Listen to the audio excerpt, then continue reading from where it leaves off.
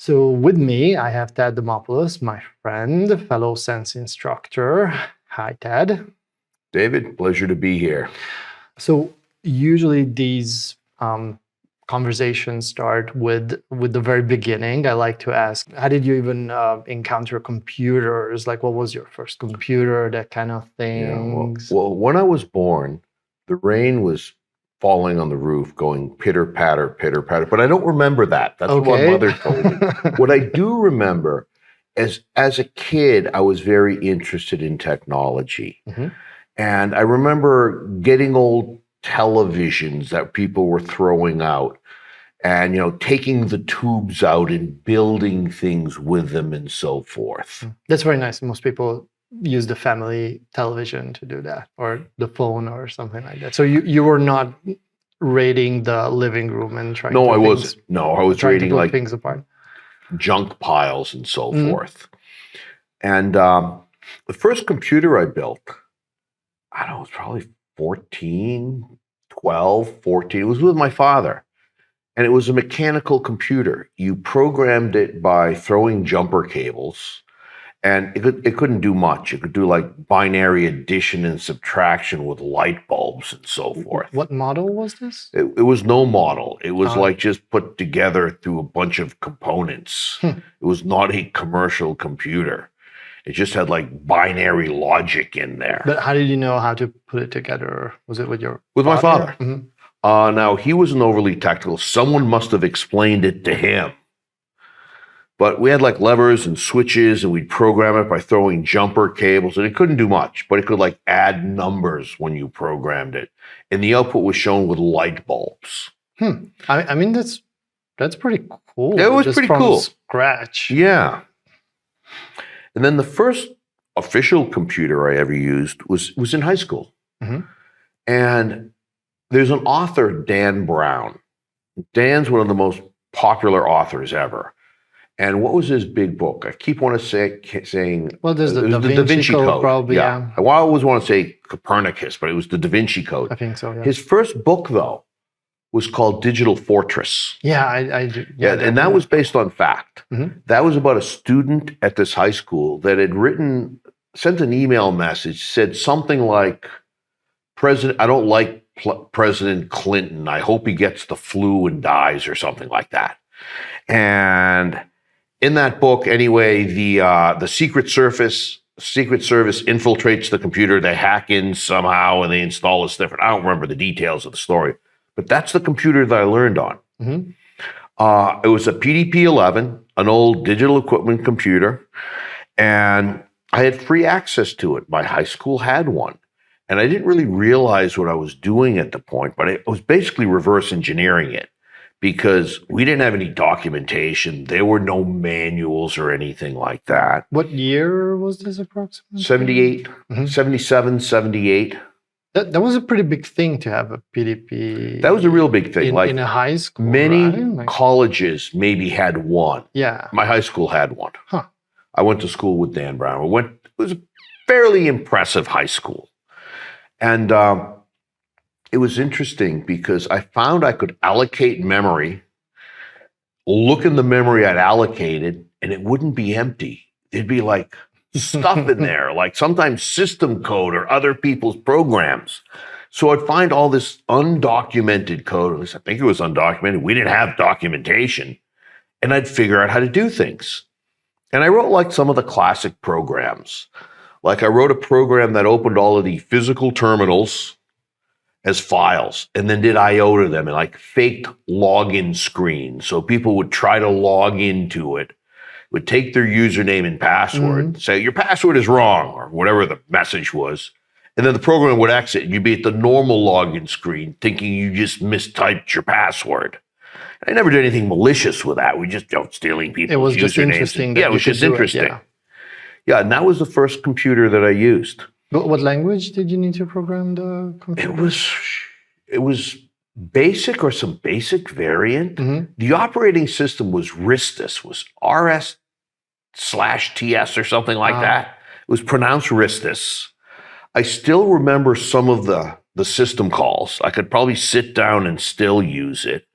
There was something that were really hard to figure out, like how to get passwords to not echo when people type them in, like a real login screen. Oh, it would echo back the. Well, typically somebody would type something in, right? You type something in, you see And it it on the displays screen, that. right? We had to get it to not echo, and that took some doing. Okay. But I figured that out by finding system code, by allocating lots of memory and digging through it for interesting things. And so I did that in high school. Couple of years. First year, I probably almost failed out. My junior year, my first year at the school. Because you were just because I was playing with the computer all the time. Yeah. Then when I went to college, we were required to use the computer for some things. Specifically, my first math class as a freshman. This has to be 79. The professor was an old dude, Professor Sleznik. He's a great guy. He had been my uncle's teacher. So he'd been a professor for a while. And he was like, you have to use the computer. And the word email didn't exist yet. It was called Blitzmail. Okay. And it was Dartmouth College. And he was like, I'm going to send you your homework this way. You have to figure out how to get your homework. Someday this is going to be really important. And so I started using the computer my freshman year in college. I didn't take any computer classes. As a matter of fact, I got kind of bored of computers. There were lots of other things to do in college that were more interesting than sitting in front of a computer. And given that in high school you were basically just working with a computer. In high school, I was just working with a computer. This was like kind of the same computer. Yeah. It wasn't that exciting. And it really wasn't until grad school I started using computers a lot again. Now, every year I had to use computers for some assignments, but I took no computer classes. And then I kind of fell into grad school. I was working on my PhD. I never finished it, by the way. But I'm working away, and I decided to take a computer class. And back then, I was working on math. Mathematicians did not take computer classes. There were two separate departments. They didn't like each other. They didn't talk to each other. And I had to get the chairman of the department to sign something saying I had permission. And he just was looking at it like, you sure you want to do this? And the first course I took was a basic programming class. It was trivial. You did the assignments, you got an A. You know, most people couldn't complete the assignments or didn't. Then the second course I took assumed knowledge of the C programming language, which I didn't know, and assumed knowledge of Unix. And I had to put 40 hours a week into just that class, just the first couple of months. And it was fun, you know, and that's when I really started to dig deeper into learning computers. And I'm working on my PhD, and I took a day off to go to a job fair in Boston. And the real reason I took the day off was to go see friends in Boston. Now, I was working at the university, I was taking classes, and my boss knew. She was like, yeah, go ahead. Maybe you'll learn something interesting. And I met an interesting man. And he wanted to hire me.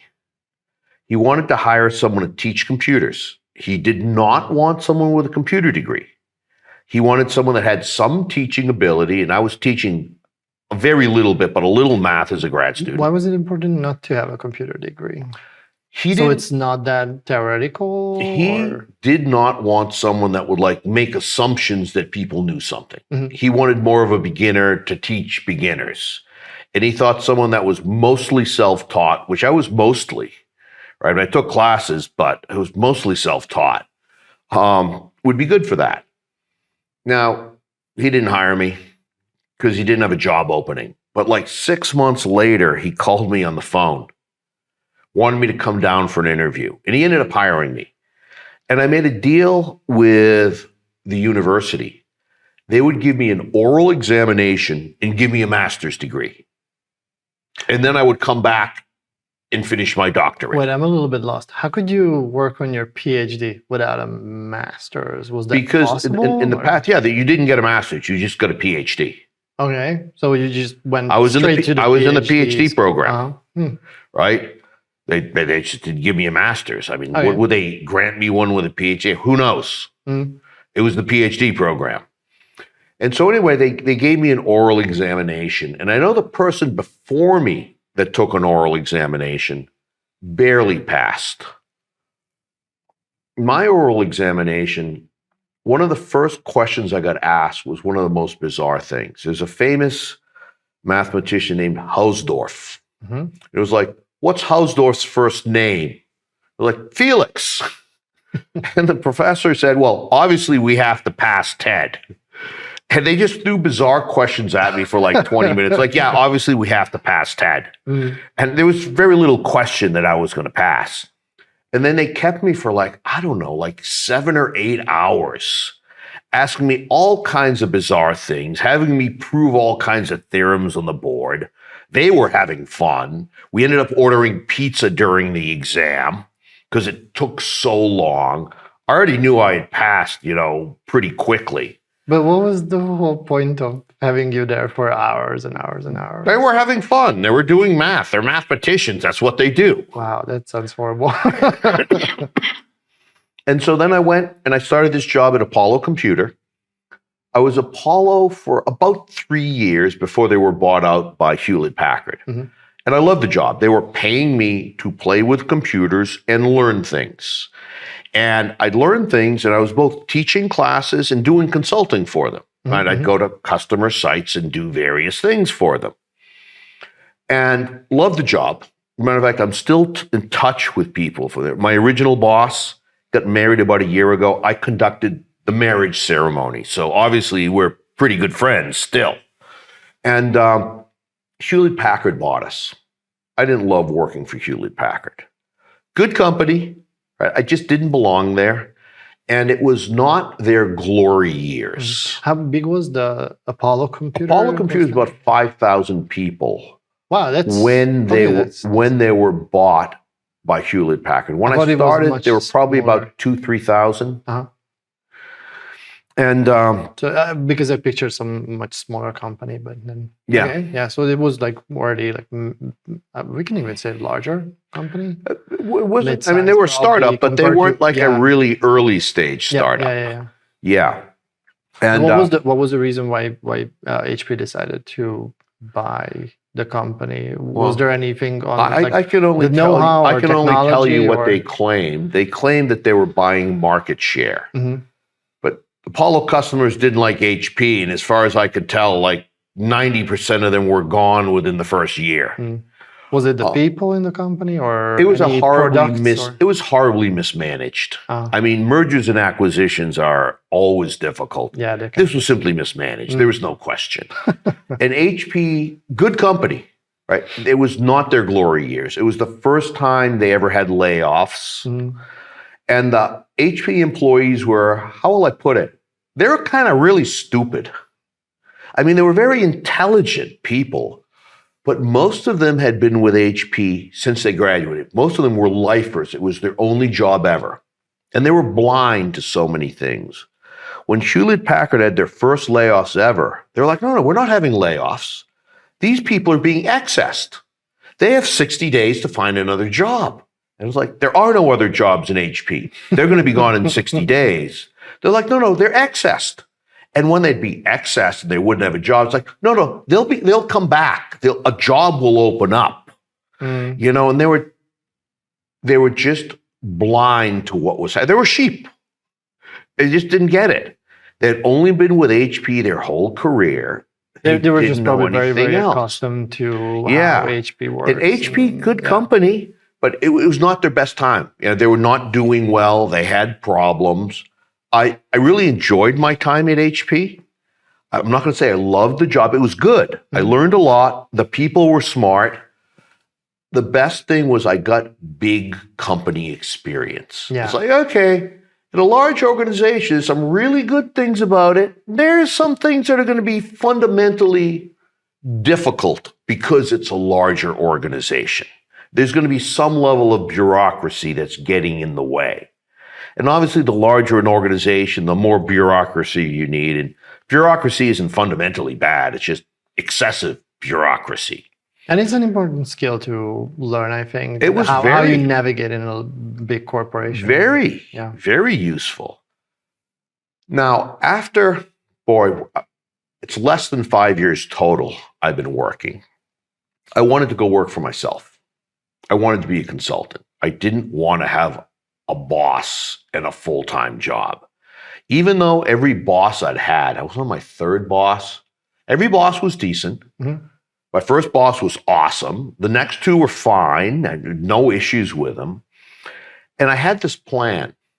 And my plan was I was going to leave HP and I was going to go travel for a while. I was going to go travel for a few months and come back and attempt to consult. Where did the idea of consulting came to you? Probably because there were two consultants I met very early on that were working for Hewlett Packard. Both retired now. Mm-hmm. And I remember one guy who was he wrote a Bourne Shell scripting class as a consultant. He was paid $25,000 to do it. I was like, $25,000 just to write this? That's amazing. It's like, I could do that. It's like, that was not too far off from my yearly salary back in the 80s. And I had a decent salary back then. Anyway, I had already booked my trip. I didn't have any frequent flyer miles. I traveled some for work. I had burned those all long since before. But I had Marriott points. In using Marriott, I was able to book a trip to Taipei. Mm-hmm. Now, I didn't particularly want to go to Taiwan. I didn't mind going to Taiwan. I wanted to go to Southeast Asia. And I had a flight back from Thailand, I think 8 weeks later. And the idea was the flight would get me to the part of the world I wanted to visit. And I may or may not take the flight home. It's like I'm there for a while. Now, meanwhile, many of my friends from Hewlett Packard had left since Hewlett Packard had bought them, right? Since they had bought Apollo. And they'd gone to an industry consortium called the Open Software Foundation. Mm-hmm. And the Open Software Foundation came, and Hewlett Packard was a member. It was a member organization. And they had some guy, Dr. someone or another. It wasn't Dr. Tom.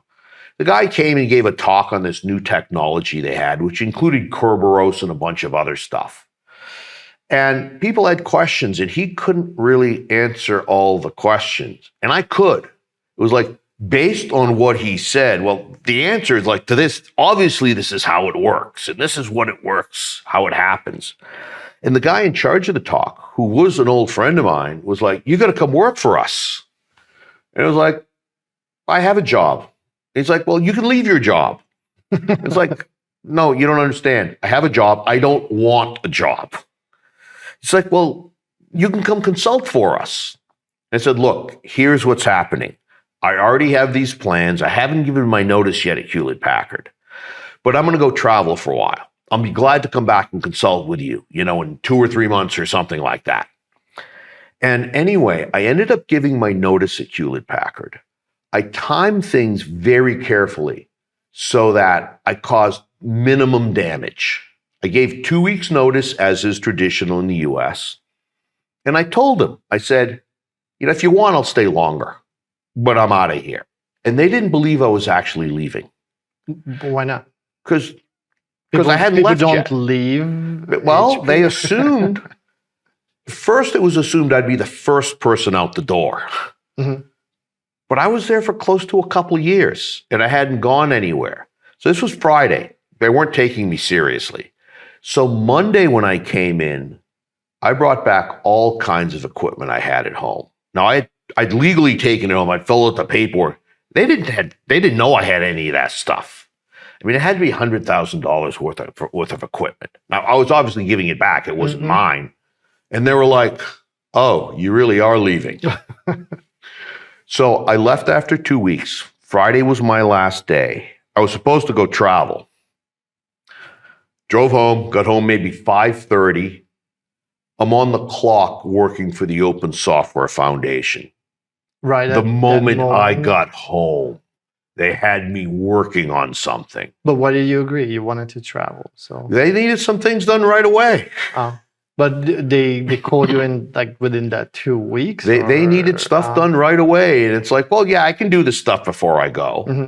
Anyway, I never ended up taking the time off, just to dedicated travel. But they sent me all over the world. Mm-hmm. I mean, they sent me on my first trips to Europe. They sent me to Hong Kong. They sent me to Japan. As a consultant, I take some spare time off but I never had that dedicated travel. But I got the travel that I wanted anyway, just kind of like now we're traveling. We're in Munich right now, right? Yeah. And which is, to me, pretty cool. I haven't been here in a long time. Up until this point, like, did you encounter anything security related aside from like doing these pranks in high school with the login prompt, or how did you like ended up? Well, the first thing, because I imagine that it was more like generic, like IT computing. Well, yes and no. It was supposed to be. Yeah. The first thing they had me do at Apollo Computer, they wanted me to write a course on Unix administration. Mm-hmm.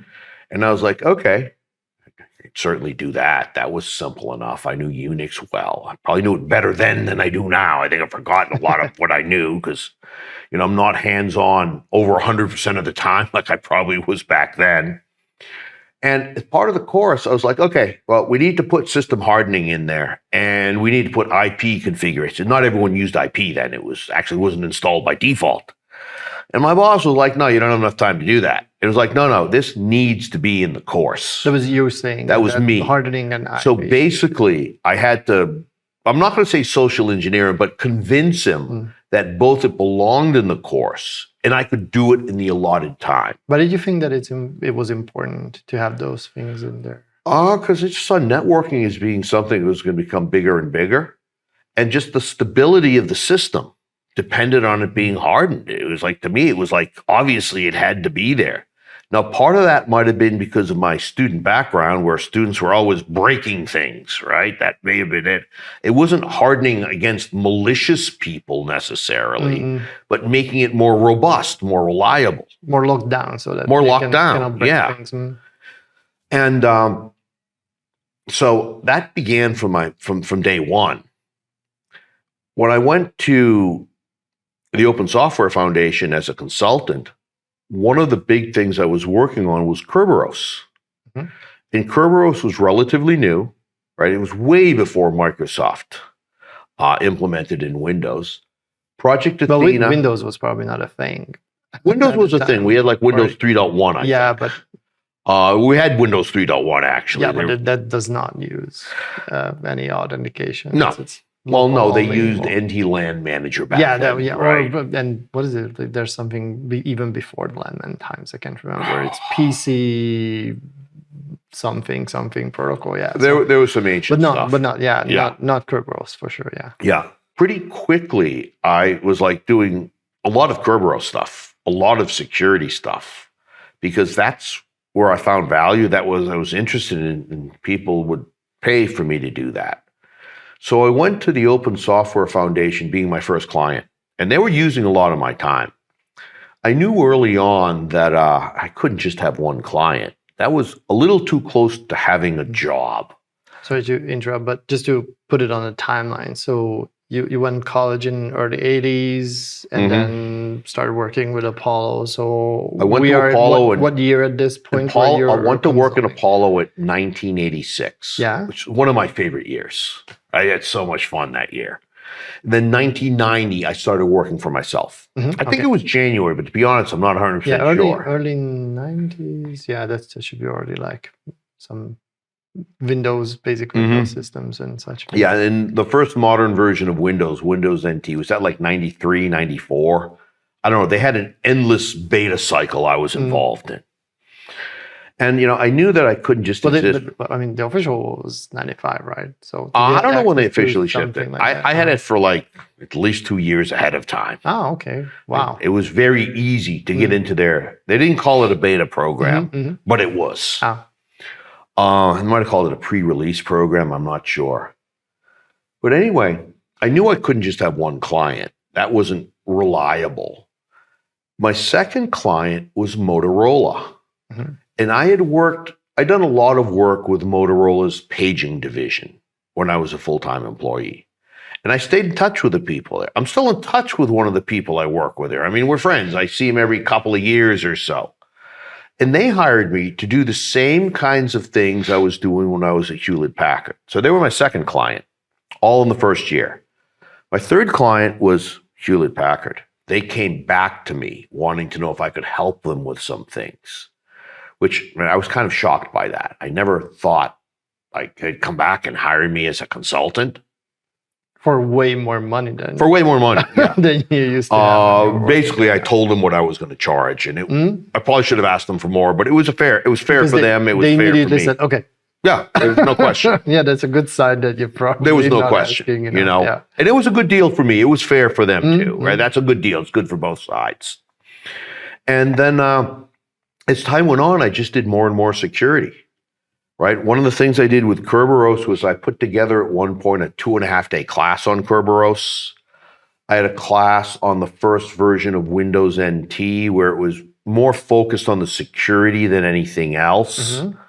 So I was teaching a bunch. I was also spending a lot of time consulting on what I was teaching on. And it just kind of evolved from there. I never ended up going back and getting a full-time job. And back then, security was not a big thing. People didn't care that much, right? The list of potential clients I could have. Early 2000 that we're talking about here? Mid 90s. Yeah. Really early 2000 to maybe early 90s to maybe 2000. Most companies didn't care about security. Like today, like any of the Fortune 500 could potentially be a client. They're all security conscious. And that wasn't the case back then. I ended up doing a bunch of work in the Pacific Rim. And a friend of mine called me. I was just finishing doing a gig. It was about a 12-week assignment I had. And it was a joint project with Hewlett Packard, who hadn't gotten me into this. Intel and a small company called Gradient Technologies had brought me into this project. And we were wrapping up the project. I was a security guy in the project. And I've got maybe 2 weeks left on the project till we're done. And we didn't have a lot of cell phones back then. They existed, but they were like big boxes. The big bricks. And I remember I was having dinner at a brew pub with a friend across from the hotel. We're in California in Walnut Creek. I come in, and the phone's ringing. Pick up the phone. My friend Jim. Jim's in Tokyo. And Jim is like, hey, Ted, when do you come work for me in Hong Kong? Like, I don't know. I'll be glad to come to Hong Kong. What do you need? He said, well, I need you to come right away for 2 weeks. It's like, Jim, I've got like 2 weeks left on what I'm working on now. He's like, okay, come right after. It's like, no, I haven't been home in a while. I'm going to go home for at least a week or so. Then I'm glad to come. And he insisted on negotiating price while we're on the phone. He's like, I'll pay you this a day. I'm like, no, you're not paying me that a day. Because it was a big number? Or? And I ended up increasing the daily rate, on the phone in 10 minutes. But so what was the initial rate too low or too high? I'm not going to negotiate down. If someone offers me X dollars, I'm not going to say, no, I'll do it for less. But I think he offered me. But you said that you're not going to pay me that much. Yeah, that's too little. Oh, okay. I think he offered me $700 or $800 a day, which for something long term, now he said 2 weeks, but for something long term wasn't bad way back then. I think we ended up settling at $1,200 a day, which, okay, 2 weeks, I'll go for 2 weeks, I'll get 12 grand. I can live with that, right? It's like I'm single. I have no mortgage. I have no payment, no kids. I get to go to Hong Kong. Awesome. Well, I knew my friend Jim. I knew it was going to be more than 2 weeks. I ended up staying 22 months. Wow. Now, I didn't say nonstop. I flew back and forth. I had some clients I was still servicing in the United States occasionally. And then when I finished in Hong Kong, and this is right before the takeover, I'm burnt out. Burnt out's the correct term. I've probably been working 100 days, pretty much solid without a day off near the end of the project. Yeah. So I flew to New Zealand for 3 months and just kind of chilled. Flew home. I fished the rest of the summer. I can understand, yeah. If you're working that much, fished, I hung out. And I was like, yeah, I'll go back and work sometime. but I needed a few weeks to relax. A few weeks became a few months, and I went back to consulting. And there was work available. I still hadn't, even though I'd been out of the country, I'd kept in touch with my contacts and so forth. Can you talk about what you were doing in Hong Kong? Was it also training or? In Hong Kong, I was working at that point with what was the largest gambling syndicate in terms of actual like dollars and cents gambled and profit. And it was an organization called the Royal Hong Kong Jockey Club. They've dropped the Royal since the Chinese takeover. It was a pretty interesting organization. For starters, they were a nonprofit. They made massive profit, but it was like donated to children's hospitals and orphanages. And I didn't understand the whole corporate setup, nor did I need to. They treated me very well. I had, I'm not going to say an unlimited expense account, but like if we went and spent $1,000 on champagne, they'd chat us, tell us not to do it again, at least for a few weeks. We were treated well. Tried not to abuse it, but Hong Kong's a great city. It was expensive, though. They took very good care of us. I was the embedded security guy. There were two of us working on a new betting system to replace their legacy system. And I was one of the two security guys. And everything was based on Kerberos security, on Kerberos authentication. And it's like, I was like a natural for that project. All right. So after the fishing trip, didn't you go back to consulting, I guess? I went back to consulting. There were a few startups I was involved in. I was on the board of a couple. I was on the advisory board of one. I think I was officially on the board of directors on another. One of them ended up getting bought by Hewlett-Packard. I'm sorry, bought by IBM.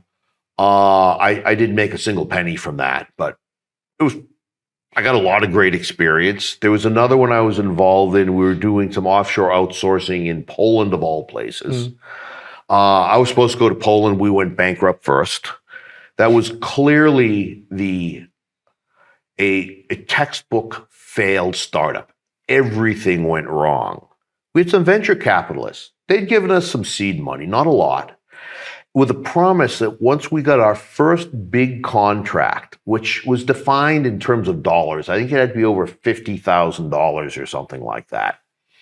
So not an overly large contract. They'd give us the second round of financing. We got the contract. And what was the business idea? We were doing software development. Just software development. Yeah. Oh. And we got the first contract, presented it to them, and they, at that point, announced that they were declaring bankruptcy the next day. Now, I found this odious. There was clearly ethical issues. They knew they were declaring bankruptcy. And we'd invested all the money in like offices and equipment, primarily in Poland. And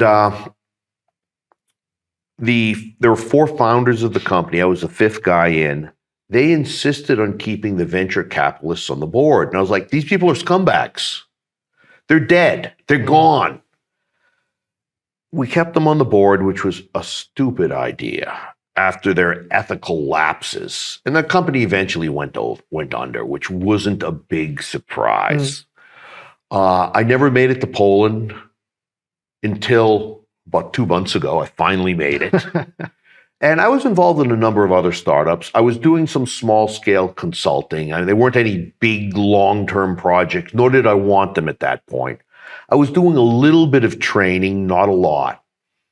And then around 2002, I took my first class from the SANS Institute. I paid for it myself. It was a great class. I just remember thinking, what am I going to learn? I've been doing this stuff for a long time. So why did you pick the class in the first place then?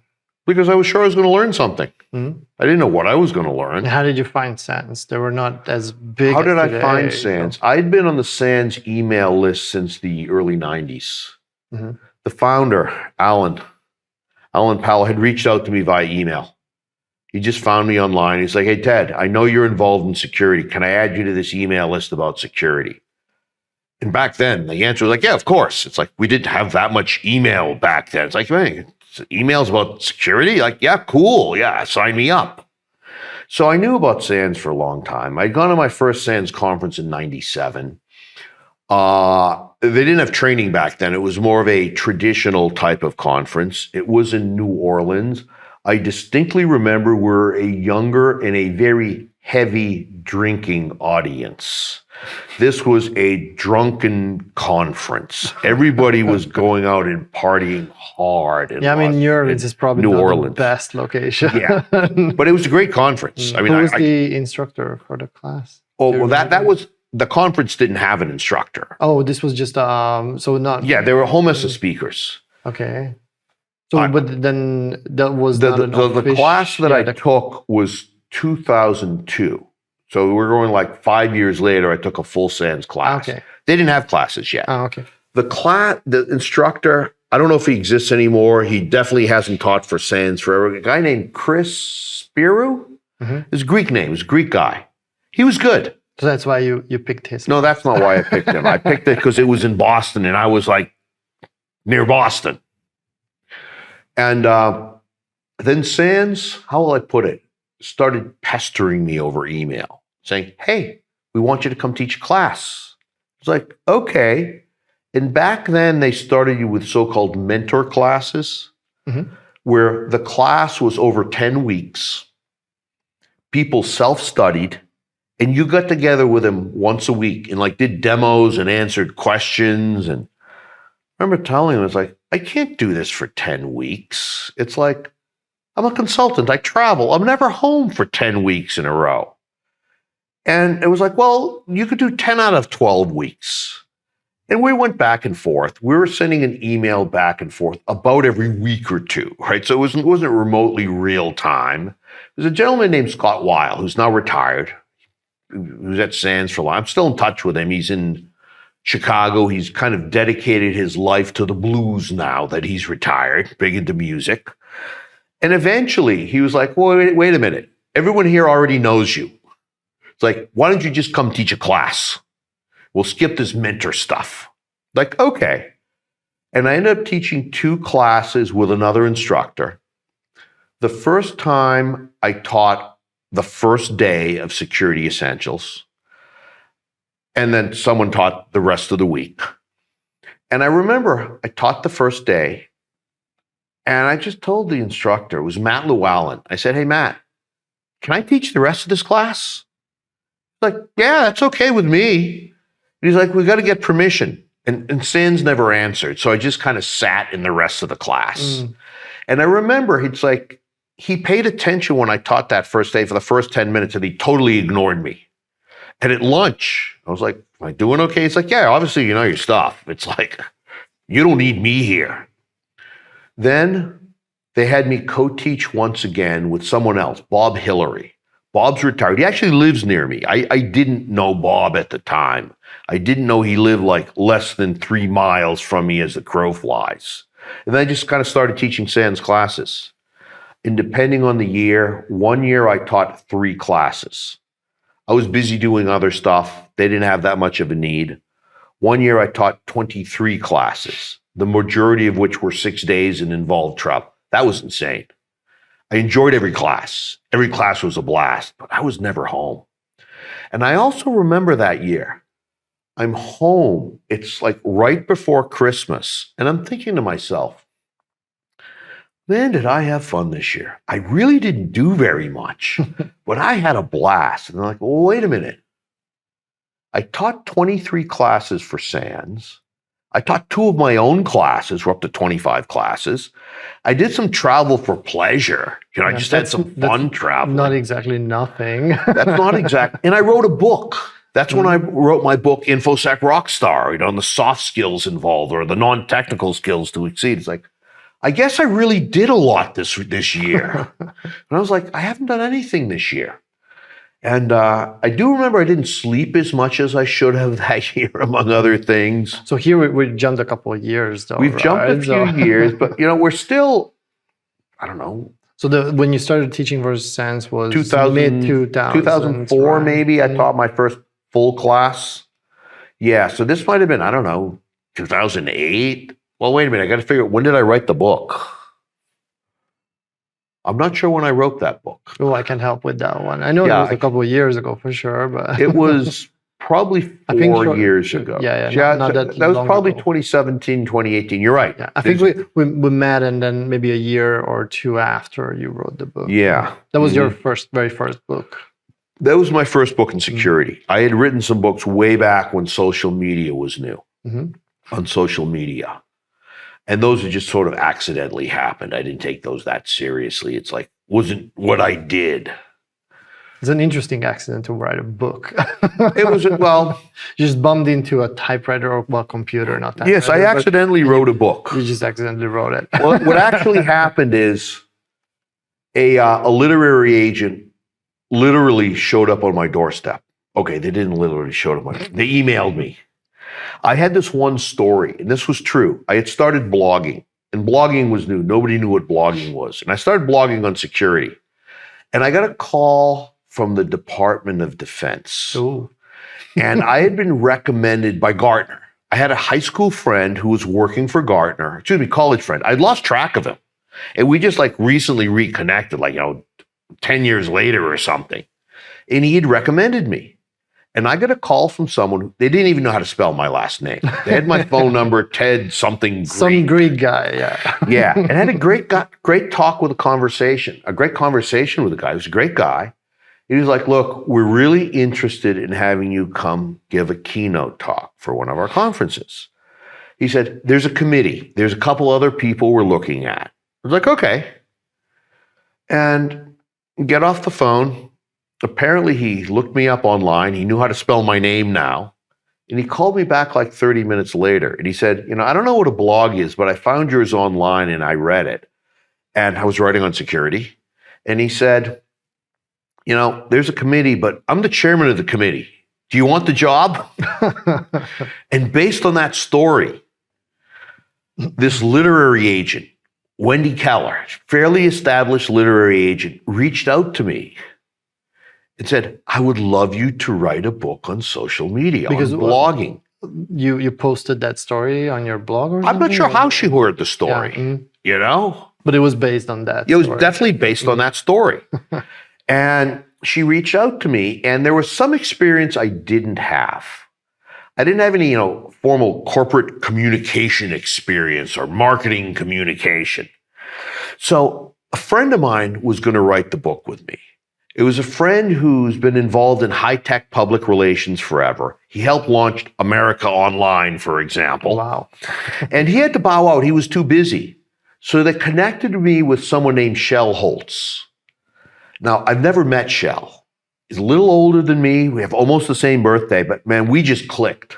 If I pick up that old book from 2006 and read it, I can't tell you what I wrote and what he wrote. Our styles just meshed perfectly. That's awesome. And so that's how that book happened. And then she reached back out to me and said, hey, I want you to write another book. And that was the second book. And those were both on social media. And it was a lot of work. I got paid a little bit of money. That was fine. My security clients, including the SANS Institute, were all impressed because I not only was a published author, but it wasn't geek stuff. There were books on the business shelves. So obviously it's like, I'm kind of like CISO material or something like that. It's like, I'm not just a geek. I understand other stuff. But then I didn't write another book for like a little over 10 years. And then you eventually wrote then I eventually wrote InfoSec Rockstar. What was the subtitle? Geek Will Only Get You So Far. Yeah. Right? And then my last book was written about a year ago, was getting started in InfoSec consulting. And the way that came about is I realized after many, many, many years, the most common questions I got asked was not anything about security, but was like, you're a consultant? How's that work? How do you get clients? How do you figure out what to charge people? And I always said basically the same thing. I said, I don't know. I can tell you what works for me. I mean, this is what I do, but I don't really know how this works. I just realized that at a call this morning with a friend of mine who started consulting just recently, and we had a conversation on pretty Very basic similar. things and very similar. Hope you told him. I forgot to mention it, but I'll mention to read the book. Okay. For sure, because like I know that it contains all the things that he needs to know now that he started. So yeah. And so what I started doing, since I realized, it was like I had a blind spot. People were asking me about this like every month for like over a decade. I was like, okay, this would be a good thing to write a book on. But like, I know what works for me. I don't know what other people do. So I must have talked to 100 different consultants. Yeah, I was about to say that you did a research. I did a lot of research. Yeah. Now, half my friends are consultants. It wasn't that hard. These weren't formal interviews. This was like talking to people over lunch or a couple of beers or, you know, when they're out fishing or doing something. And so really the book's the combined experience of like at least 100 people. There's got to be, you know, this is going to sound like an exaggeration, but there's got to be over 1,000 years of consulting expertise in the book. And I found a lot of people were doing mostly what I was doing. There was a lot of overlap. Now, different people were doing different things, but there was immense overlap in what people were doing. And I hesitate to use the term best practices, but there's some stuff that just works. I would say probably like distilled experience and knowledge that everyone had, and very similar experience. So this, I think you like self-published this one, right? That book I self-published. Yeah. The previous book I used a commercial publisher. Okay, yeah. I like self-publishing better, just because the control that you have. I can say whatever I want. Now, my previous publisher, they were great. Certainly no complaints about them. They had great editors and so forth and cover designers. But I had to do things on their schedule. You know, they kept most of the money. They gave me some money up front, no complaints. But doing it myself was just much better. And when I did it myself, you know, I can get all the books I want for dirt cheap and give them to people. For example, this week, I mean, we're in Germany. I didn't carry 50 books with me on the airplane. I carried like 5 or 6 books, and I just handed them out to people that are interested, which is a great way to market the book, right? It's also a great way to get clients, because most of them probably aren't going to consult, but like they remember me. It's like, Ted's a security consultant. Like, I need help with this. Also, if they never read the book, but they have it on the shelf, your name always comes. Quite honestly, most books never get read. I think a higher percentage are reading my book. And I'm doing that based on the number of reviews that I'm actually getting on Amazon. Do you have any numbers on how many times people bought it or downloaded or anything like that? Just out of curiosity. Just vaguely. It's like I only occasionally look at the stats. But I can tell you the average self-published book sells under 200 books. I sold way more than that in the first 5 hours. Yeah, and I think this one is probably not going to be the one that people just keep on the shelf. At least they might just flip to chapters that they're interested in. They might know some of the things. I'm constantly meeting people that have the book that will tell me, it's like, I really like this part of the book, or I really found this useful, or... It's almost like a manual, yeah. Yeah, it's almost like a manual. That's awesome. Are you working on any new books, maybe? Yes, there is a new book in the plan. Now, I generally have a not to-do list. People have to-do lists, and it's like, I don't. I have a not to-do list. Here's stuff I'm not doing. Because every time you say yes to something, you're implicitly saying no to other things. And we're all really busy. So right now on my not to-do list is I am not starting a new book. But I'm starting it next year. Okay. It's temporarily on the not to-do list. Because I know once I start, I'm going to dive in. I don't have time. It's like right now I'm traveling 6 out of 7 weeks, which by the way is a lot for even me. That's not just teaching, but you're still It's not just teaching. There's some teaching. There's some consulting. There's a week in the Canary Islands having fun. That's coming up. In 2 weeks, I'm going to be in Kentucky doing the Kentucky Bourbon Trail. So yeah, a bunch of it's just pure fun. Which is also important. Which is also important. But it's going to be in startups. Almost guaranteed. People keep asking me questions about startup companies. And I've been with enough startups, including very successful and like and the one that you mentioned, total for example. horrible ones where, you know, I learned a lot. Even in failures, you generally learn a lot. And, you know, a failed startup just means it didn't reach its goals. It doesn't mean you didn't learn anything. Doesn't mean you didn't get paid. Doesn't mean you didn't have fun. And are you doing the same thing as with the consulting book? Are you talking to a lot of I'm talking to a lot of people. And... Now, part of that's with that InfoSec Consulting and Entrepreneurship Con that I've had you on a couple times. You know, there's a lot of people I've interviewed for that. It's about 50 so far, and some of them have very successful startups. So I just interviewed Rob Lee for the last one. Rob Lee, formerly with the goat beard.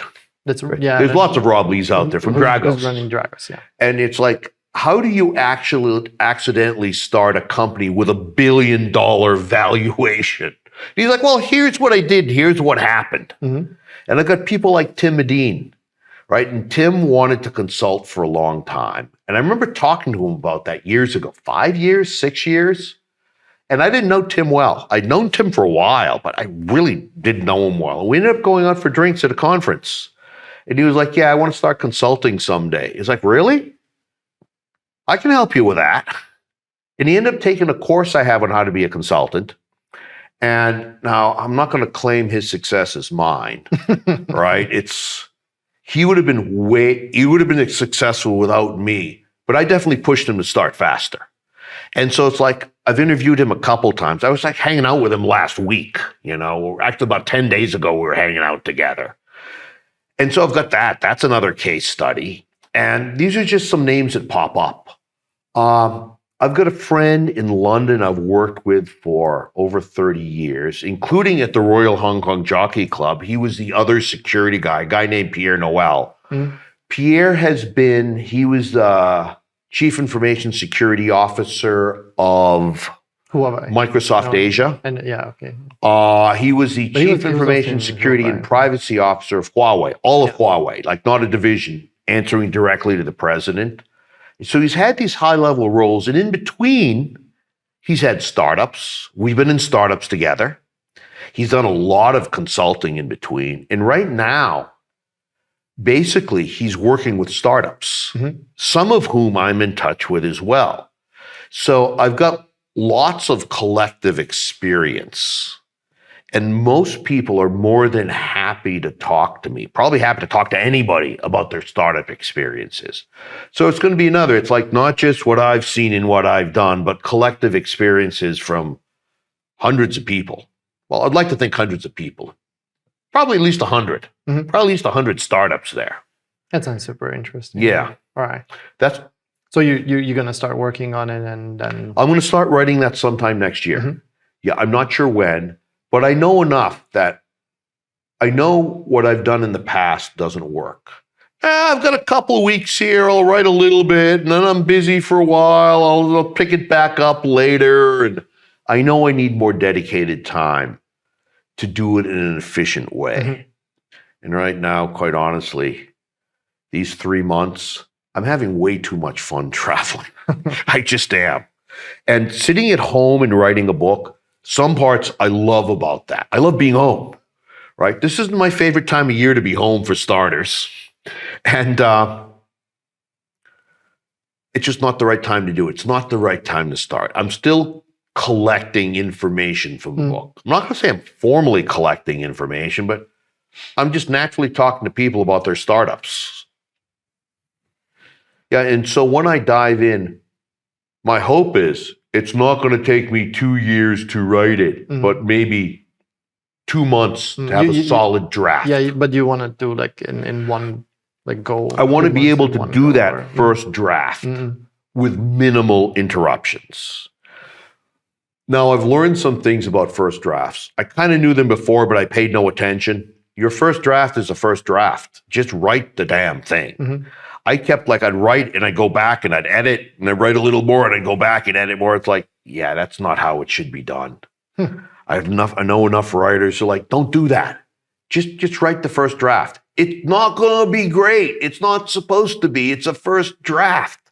It might be like the third draft that starts getting solid, but just like get something done. That's an interesting insight. I never wrote anything of that size, and it's interesting to know that. Yeah, that's probably a more efficient. And now that you say it, yeah, it makes sense that it's probably the better way to go. In the last book, I wrote a course first, right? My InfoSec consulting course, a 2-day course. So I had a lot of material.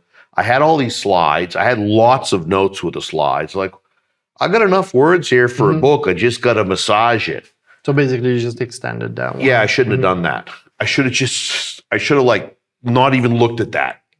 It would have been faster to have written it new than trying to massage notes and slides into a book. Yeah, it's a different. It's like format. That. It would have just been faster. And it would have been pretty much the same book, right? Really, it would have been the same book, but it would have been much faster.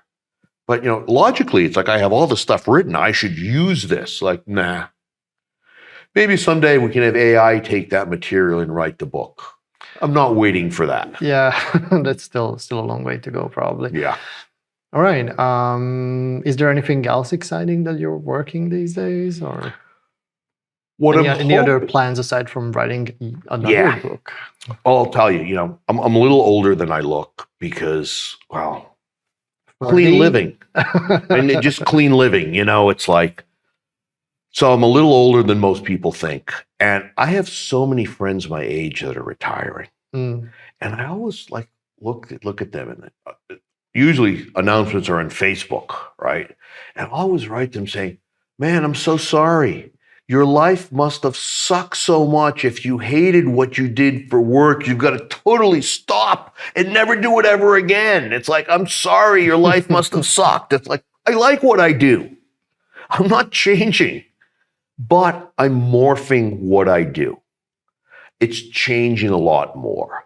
I love the stuff that I do now. I have some big clients. The one that's most visible is the SANS Institute. I hope to never stop working with them. That's a blast. But I want to be doing a lot more of my own self-directed projects. Writing's one of them, right? Developing, like running my own conference is one of them. And I see these things as really being things that add value to my other clients, including the SANS Institute, including other big clients, and a lot of which I can't mention because of NDA and so forth. Okay, but they're all interested in the stuff that I'm doing, right? And I see myself not working less.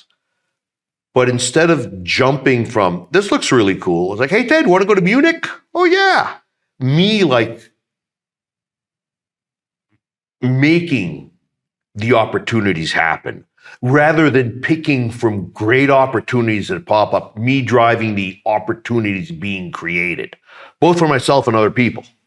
I think I know what you mean. Yeah. Sometimes I also feel like that. Yeah, I should I should get to that direction a bit more. Yeah, like this week, I wouldn't give this week up. Right, we're in Munich. I'm very glad that you didn't. I really like Munich. I probably would have come here even if you weren't here. But I looked and you were here, and it was like, oh, cool, David's there. Well, right? I think it was the other way around. I looked at the week schedule and I saw that you're here. No, you're absolutely right. I'm just here by accident. You're absolutely right. Yeah, you're right. Yeah, I had that one backwards. But close enough. But, you know, it's like, I was in England like 10 days ago. It was like, hey, Ted, want to go to Munich? I was like, yeah, when? And they're like, oh, it's in about 10 days or 8 days. And I was like, I got to go home next week. I'm in England. I don't want to go home and fly back to Europe. And I had stuff that had to be done at home. I hadn't been there in a while. And I don't regret that one bit. But wouldn't it be better if I was the one that said, I'm going to be in Munich. This is what's happening. This is the time. I'll invite David because he's cool, you know? Well, I'm still glad that you decided to take this one because for me, that was a big deciding factor to come here. And I wanted to do this interview with you for a long time now. And I'm glad we had a chance to do this. All right. Thank you very much for your time, Ted. My pleasure, David. Maybe we'll do this again at another time to catch up with the new things that you're doing. Absolutely. That would be awesome. All right. Thank you. Thank you.